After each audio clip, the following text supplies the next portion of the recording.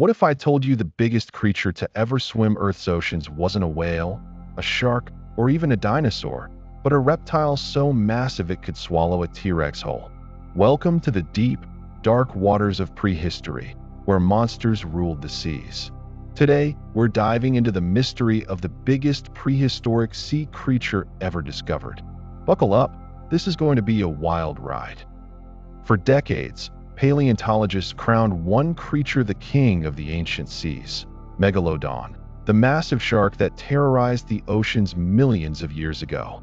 Popular culture, from movies to books, hyped it as the ultimate marine predator, 50 feet long, with jaws that could crush a car. But here's the kicker.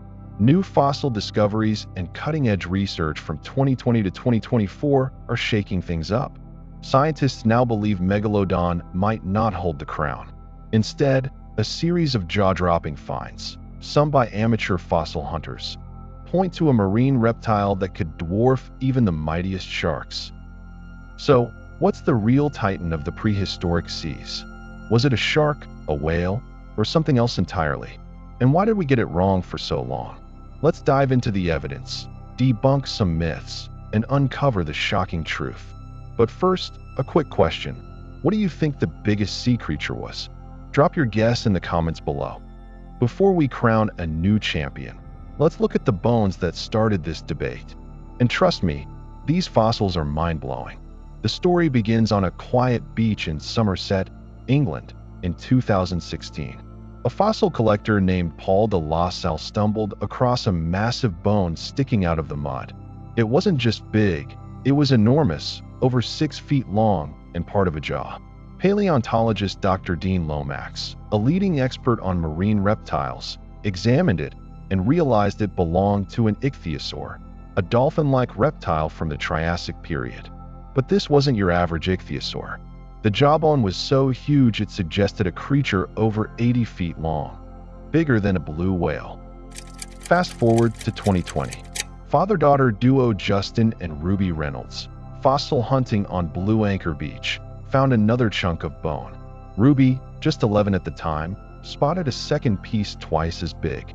When Dr. Lomax got the call, he rushed to the site. After hours of digging, they unearthed a perfectly preserved jawbone that matched Paul's find. In a 2024 paper published in PLOS One, Lomax and his team, including Ruby as a co-author, named this beast Ichtyotitan severnensis, the giant fish lizard of the Severn. These jawbones, called syringulars, were key.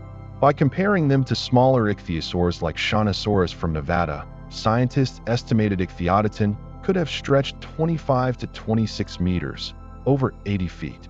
That's longer than a basketball court. But here's where it gets weird. These bones date to the Rhaetian stage of the late Triassic, about 202 million years ago, right before a mass extinction wiped out most giant ichthyosaurs. Could Ichtyotitan have been the last of its kind? Imagine a reptile longer than a school bus swimming in the ocean. Would you want to meet it? Let us know in the comments. But Ichtyotitan isn't the only contender. In 2022, another stunning find rocked the paleontology world. On Dorset's Jurassic coast, fossil hunter Phil Jacobs spotted a massive skull embedded in a cliff. It took a team of experts, including paleontologist Steve Etches, to abseil 12 meters down to excavate it. The result? A nearly complete 2-meter-long pliosaur skull, one of the most intact ever found. This sea monster, featured in the 2024 BBC documentary Attenborough and the Giant Sea Monster, belonged to a pliosaur, a short-necked marine reptile with a bite force strong enough to crush a car. The Dorset pliosaur, possibly a new species, was estimated at 10 to 12 meters long, about 40 feet. While not as long as Ichtyotitan, its sheer bulk and power made it a terrifying predator. CT scans revealed sensory pits on its snout, suggesting it could detect prey in murky waters, and a sagittal crest on its skull hinted at massive jaw muscles. Stick around. Next, we'll dive into why Megalodon might not be the monster we thought, and how these reptiles stole the spotlight. You might be thinking, wait, what about Megalodon? Isn't it the biggest? Not so fast. let's debunk some myths. For years, Megalodon was the poster child for prehistoric sea monsters. Estimates based on its massive teeth, some over 7 inches long, suggested it reached 50 to 60 feet, with a 2020 study in historical biology pushing it to 65 feet in rare cases. But here's the problem. We don't have complete Megalodon skeletons. Most of what we know comes from teeth and a few vertebrae. Scientists extrapolated size by comparing it to modern great white sharks, but that's where things get shaky. A 2021 paper in Paleontology Electronica challenged these estimates, arguing that Megalodon might have been slimmer and less bulky than previously thought, closer to 40 to 50 feet for most individuals. Why? Because its teeth suggest a different body shape than a great white, more like a mako shark, built for speed rather than brute force. This downsizing doesn't make Megalodon any less terrifying, but it does knock it off the biggest pedestal. Another myth? That Megalodon ruled all prehistoric seas. In reality, it lived 23 to 3.6 million years ago, during the Miocene and Pliocene, not alongside dinosaurs or ichthyosaurs. It was a fish, not a reptile, and its size was matched or exceeded by other creatures in different eras. For example, Livyatan melvillei, a prehistoric sperm whale from 12 to 13 million years ago, grew to 50 feet and had teeth rivaling Megalodon's. Named after the biblical Leviathan and Moby Dick's author, Livyatan was a fierce competitor, not prey. Then there's the case of Leadsichthys, a giant filter-feeding fish from the Jurassic, often called the biggest fish ever. Estimates range from 50 to 90 feet, but a 2020 study in Journal of Vertebrate Paleontology revised it down to 30 to 50 feet, based on incomplete fossils. Unlike predators, Leadsichthys was a gentle giant, sieving plankton like a modern whale shark. It's big, but not a contender for scariest. If Megalodon isn't the biggest, does it still deserve its fearsome reputation? Share your thoughts below. The old focus on Megalodon stemmed from pop culture and limited fossil evidence from other creatures. Before the Somerset and Dorset finds, giant ichthyosaurs and pliosaurs were underestimated because their fossils were rare or fragmentary. The Triassic and Jurassic oceans were far more diverse than we thought, teeming with reptiles that rivaled or surpassed later giants. So, who's the real king of the seas? Let's meet the titan that's rewriting history.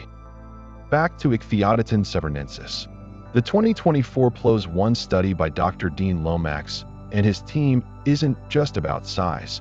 It's about what this creature tells us about prehistoric oceans. Ichthyosaurs were sleek, air-breathing reptiles that evolved from land-dwelling ancestors. By the late Triassic, they'd become apex predators, hunting fish, squid, and even other marine reptiles. Ichtyotitan was the pinnacle of this lineage, with a long, slender body and powerful tail for bursts of speed. What makes Ichtyotitan stand out is its context. The recent stage was a chaotic time, with rising sea levels and shifting ecosystems. The Somerset jawbone suggests these giants thrived right up to the end-Triassic extinction, one of Earth's Big Five mass extinctions. Volcanic eruptions altered the climate and oceans, wiping out most large ichthyosaurs. As Dr. Neil Kelly noted in a 2024 National Geographic article, Ichtyotitan's fossils are rare because they come from this black box period with few preserved specimens. Compare this to the Dorset pliosaur.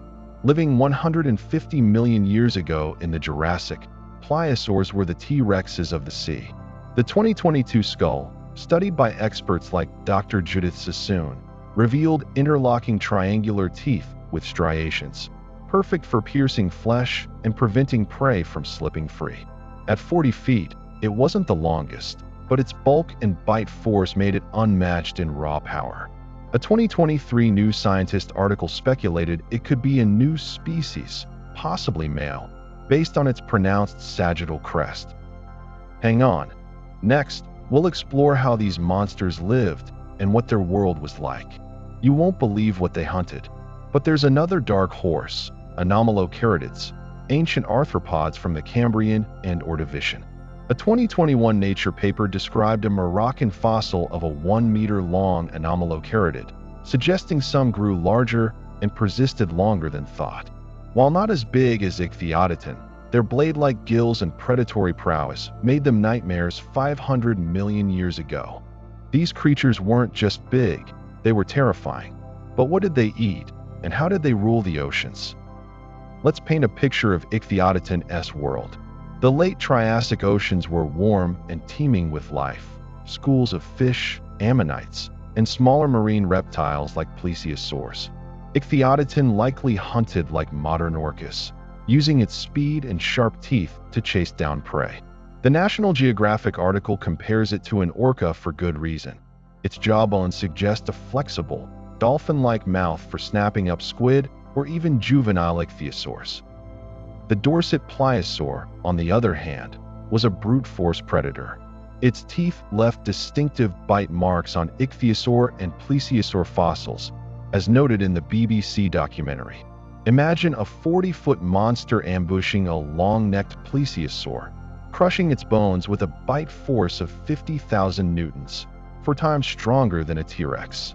Its sensory pits and third, parietal, I gave it an edge in murky waters, making it a perfect hunter.